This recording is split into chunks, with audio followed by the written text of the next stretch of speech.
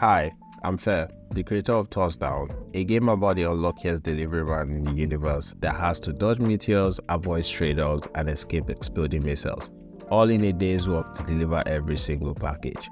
In this video, I want to show you how the foundation of this game was made. Take a seat and grab some popcorn because this is going to be fun. So, when making a game, one of the most important things you have to define early into your developments are what we call the 3 C's. This stands for character, control, and camera. Let's break it down. First, I started with the character.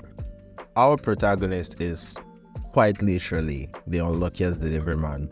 But how does that affect the design process? Let's take a look.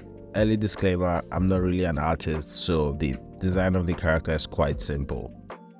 The goal was to make the design simple with colors that stand out. Let me show you how his look or lack thereof influences his look. First, let's take a look at the beard for instance. I gave him a long and thick beard because frankly he's so unlucky that he would probably cut his jaw if he tried shaving. It's these small details that add depth to his character. I'll definitely improve this in the future, but I'm going to make changes to his outfit that reflects the constant battle with luck by adding worn-out boots and patched up delivery uniforms. Every piece of him needs to tell part of the story, and that is going to help in the development of the character himself. Secondly, character animations. After working on the visuals of the character, I needed something that was going to bring it to life, and that would be adding animations. With the animation, I wanted something that would capture the sense of urgency of being on the edge.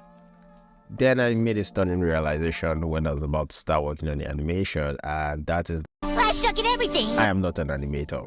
And when I tried, I just couldn't create something that would be as good as I would imagine, so I had to do what every solo developer does. Kidnap an animator. Go to the asset store. I was able to find an animation pack that was close to what I had in my head. With some little enhancements, I was able to get what felt right: a slightly forward-leaning posture, arms pumping, and a hurried pace. I gotta tell you, it was perfect. Perfect. Everything, down to the last minute details. So, with this done, I proceeded to set up the running, jumping, falling, and an optional dashing animation, which, to be fair, I was just playing around. I probably had too much fun with it at some point, but with everything combined, this is what the final result looks like.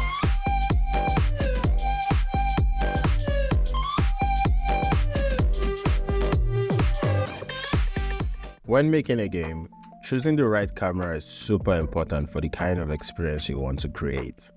For example, a first-person camera is immersive and puts you in the shoes of the character. A third-person camera is great for getting a view of your character and the entire world. And a top-down camera view is great for giving the player peripheral vision. But before we go on, I have a confession to make. I am addicted to top-down games.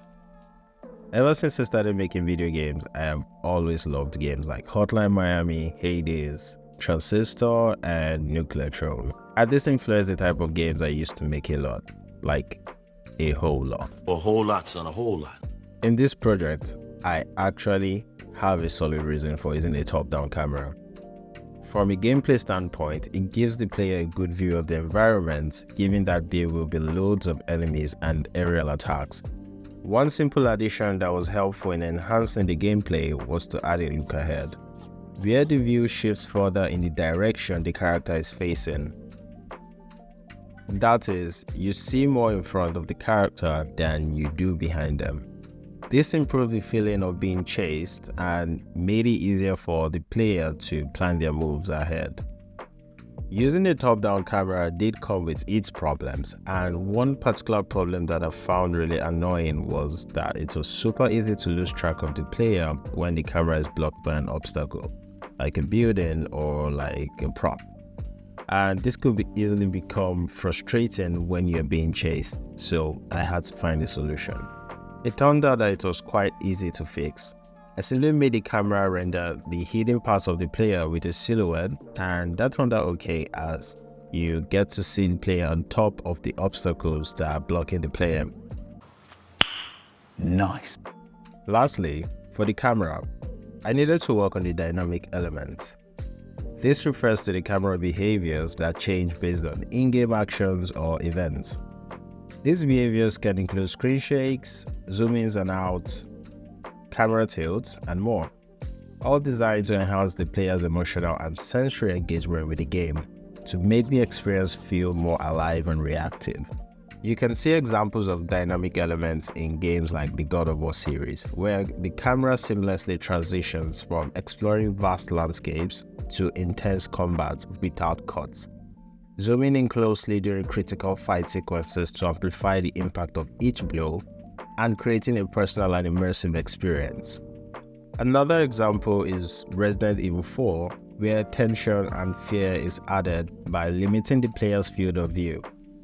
The camera dynamically adjusts during combat, zooming in slightly when aiming, which not only increases the precision of the player's shot, but also heightens the suspense by narrowing the visible area around the character. Understanding the impact of dynamic camera elements in these games provides valuable insight into their potential to transform your gameplay. In Tossdown, for instance, the subtle camera shake when a meteor lands near the player doesn't just signify the impact. It makes the player feel the gravity of close calls and the relentless peril faced by the delivery man. I made a decision to zoom in on the player when running because this limits the player's field of view and also adds a layer of tension and urgency. This compels players to stay alert and responsive to the ever-changing dangers when trying to deliver a package. With such an unlucky delivery man, I needed to ensure that the controls felt lucky. This means it had to be intuitive, responsive, and forgiving. In order to achieve that, I had to set some clear goals for what the controls would look like before working on any of the technical aspects. The first goal was to make it feel good and intuitive to move around the level with the character. And the second goal was to make the controls simple enough so the game is accessible to a wider audience, potentially including players who may not be as experienced with video games. For the character's running ability, there's the acceleration and top speed, which determines how fast or slow the character is. Having a system like this makes it easy to have different character types with varying stats. I could have a character that picks up the pace super quick with a low top speed, and another with a very slow acceleration but a high top speed. There are many possibilities with this. For the jump, I took inspiration from some techniques in platformer games like Celeste and Super Meat Boy. The first one is the variable jump height. This is where you press the jump button for a short jump and hold it down for a higher jump. To achieve this, I checked if the players let go of the jump button and then I begin to apply gravity immediately. I added the coyote time, which allows the player to still make a jump after a few frames when they leave a platform. This makes jump less punishing for little miscalculations. For the second goal, the core idea I had was to strip down the gameplay to its most essential parts, that is running and jumping.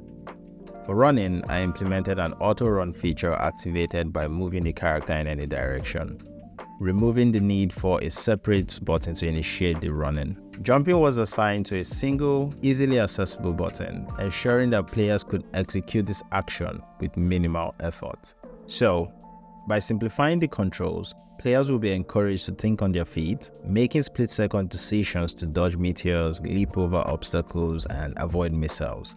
The refinement of the controls was an iterative process. Heavily influenced by the feedback I got during early playtesting, I discovered the need to adjust some control sensitivity and responsiveness that I never would have noticed without other people trying out the game. So, because of this, I'm starting up a Discord community where I would like to hear your ideas and feedback for the game and for the future games I will be making. Also, a closed alpha version will be ready to share soon and I'll be dropping it on the Discord channel, so be sure to hop on so you don't miss it.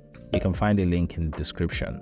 In the next video, I'll be showing you how I created the obstacle system that creates the chaos within the game world. So make sure to like and subscribe so you don't miss it. That will be all for this video. Take care and stay safe everyone. Until the next time, bye.